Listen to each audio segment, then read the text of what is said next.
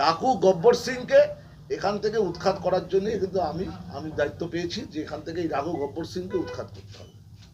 ডাকু গব্বর সিংকে এখান থেকে উৎখাত করার আমি দায়িত্ব পেয়েছি, তাকে এখান থেকে উৎখাত করেই ছাড়বো। পূর্বস্থলী উত্তরের বিধায়ক তপন চট্টোপাধ্যায়ের নাম না করে এমনই তীব্র ভাষায় আক্রমণ করলেন জনতা উন্নয়ন পার্টির পূর্বস্থলী উত্তরের প্রার্থী বাবান ঘোষ।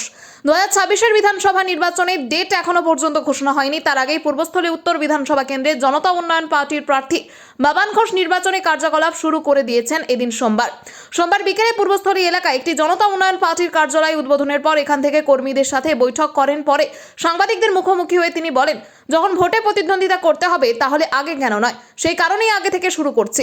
পাশাপাশি পার্টির সাধারণ সম্পাদক তথা পূর্বস্থলী উত্তর বিধানসভা কেন্দ্রের মনোনীত প্রার্থী বাবান ঘোষের মন্তব্য, তৃণমূল ও বিজেপি বিরোধী যে সমস্ত দল রয়েছে তাদের সকলের সাথেই জোটে যেতে প্রস্তুত তারা। পাশাপাশি এলাকার বালি, মাটি এবং জমি মাফিয়াদের বিরুদ্ধে মুখ খোলেন তিনি এবং কারা তার সাথে জড়িত তাদের নাম লাল ডায়েরিতে নোট করার আগে আগামী দিনে তা প্রকাশ করারও হুমকি দেন তিনি।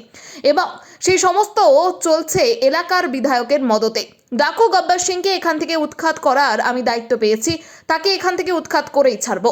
রীতা ভট্টাচার্যের রিপোর্ট, সুন্দর বাংলা নিউজ।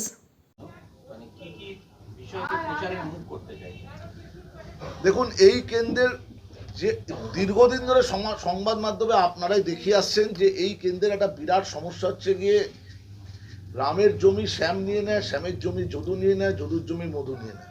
আমি কারো নাম করে কিছু বলবো না। জমি মাফিয়া, বালি মাফিয়া, মাটি মাফিয়া, এখানে একটা বিরাট বড় মোটা আর্থিক লেনদেনের বিনিময় প্রশাসন, জেলারও একটা বড় অংশের সরকারি কর্মীরা ইনভলভ আছে, বেশ কিছু মাফিয়া ইনভলভ আছে।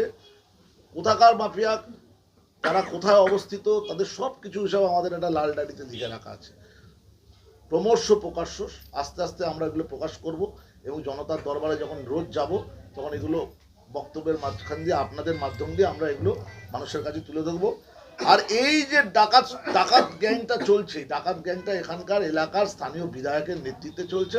এই ডাকু গব্বর সিংকে এখান থেকে উৎখাত করার জন্যই কিন্তু আমি দায়িত্ব পেয়েছি যে এখান থেকে এই ডাকু গব্বর সিংকে উৎখাত করতে হবে।